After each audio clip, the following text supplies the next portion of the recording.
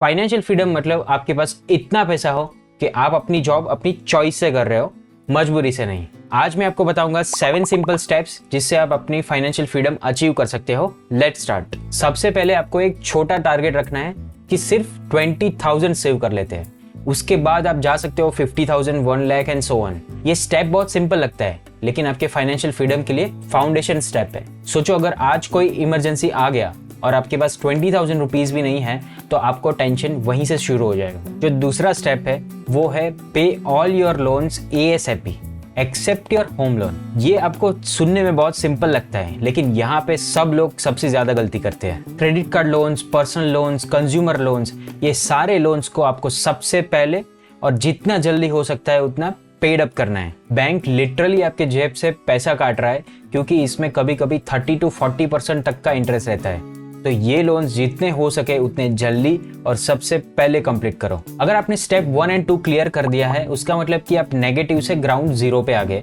अभी आपको यहाँ से ऊपर जाना है, उसका मतलब कि आपको आपका फाउंडेशन पहले बहुत स्ट्रॉन्ग करना पड़ेगा। उसके लिए आपको हेल्प करेगा स्टेप नंबर 3 और 4। जो नेक्स्ट स्टेप है वो है टर्म इंश्योरेंस और हेल्थ इंश्योरेंस लेना। मुझे पता है कि सबके लिए अपना फैमिली बहुत ही इंपॉर्टेंट है और इसलिए उनका सेफ्टी सबसे पहले आता है। टर्म इंश्योरेंस लेना मैंडेटरी है। अगर आपके साथ कुछ भी हो जाए तो फाइनेंसेस की वजह से आपके फैमिली के ड्रीम्स नहीं रुकने चाहिए। आपके फैमिली के साथ साथ आपकी सेविंग्स और सबकी हेल्थ को प्रोटेक्ट करना भी बहुत ही इंपॉर्टेंट है। Most of the Indians today are just 1 hospitalisation away from the bankruptcy और इसलिए आपके सेविंग्स को और फैमिली के हेल्थ को प्रोटेक्ट करने के लिए आपको हेल्थ इंश्योरेंस जरूर से लेना चाहिए, वो भी पूरे फैमिली का।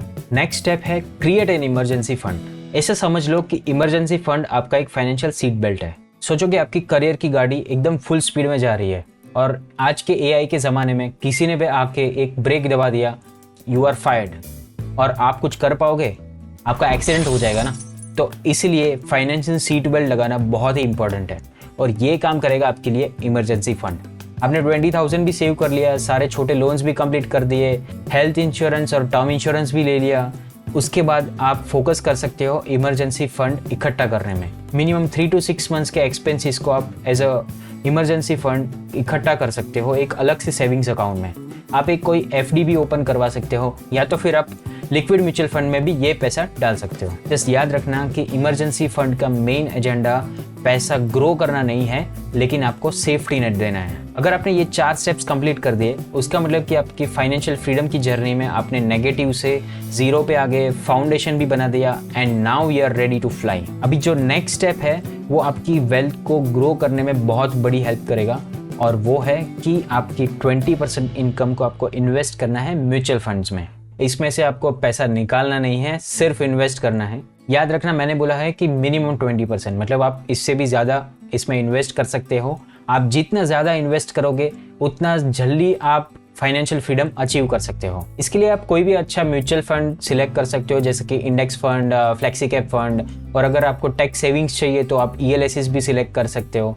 अगर आपको जानना है कि कैसे आप खुद से एक म्यूचुअल फंड सिलेक्ट कर सकते हो तो इसके लिए ये वीडियो भी देख सकते हो। स्टेप नंबर 6 है invest for kids education. If you don't have kids तो आपको कोई टेंशन की ज़रूरत नहीं है, लेकिन अगर आपका कोई बच्चा है तो आपको पता है कि आज एजुकेशन का खर्चा बहुत ही बढ़ रहा है। मैंने आज से 6 साल पहले जब MBA किया था सिम्बायोसिस से, तब मेरी फ़ी कुछ 15 लाख थी। आज तो वो काफ़ी बढ़ गई है। आज कोई अच्छे Tier 1 कॉलेज में से MBA करने के लिए मिनिमम 25 लाख चाहिए रहते हैं। जब आपका बच्चा भी बड़ा हो जाएगा तो उनके एजुकेशन के लिए मिनिमम 1 करोड़ का फंड तो होना ही चाहिए। तो इसके लिए आपको सेविंग्स आज से स्टार्ट करनी चाहिए। किड्स एजुकेशन के लिए भी काफ़ी अच्छे ऑप्शंस अवेलेबल है मार्केट में, उनके लिए म्यूचुअल फंड्स भी होते हैं तो वो आप चेकआउट कर सकते हो। नेक्स्ट स्टेप है पे of your home loans ASAP। मेरा एक फ्रेंड है जिसने 25 साल का होम लोन लिया। मैंने उसको समझाया कि कितना पैसा वो बैंक को देने वाला है 25 साल में, तो उसको समझ में आया कि ये जो जॉब है वो खुद के लिए नहीं बैंक के लिए कर रहे हैं। तो आप भी ये गलती मत करो, जितना हो सकता है उतना जल्दी आपका बैंक का लोन पे अप कर दो। अगर आप हर साल एक EMI एक्स्ट्रा पे करते हो तो आपका जो 25 साल का लोन है वो कट डाउन होकर 20 साल का हो जाएगा। अगर आप ये सारे स्टेप्स अच्छे से फॉलो कर रहे हो उसका मतलब कि आपको फाइनेंशियल फ्रीडम अचीव करने से आपको कोई नहीं रोक सकता।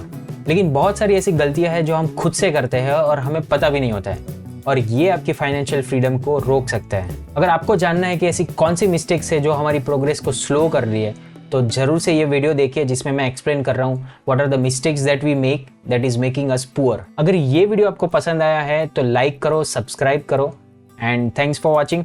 सी यू नेक्स्ट टाइम।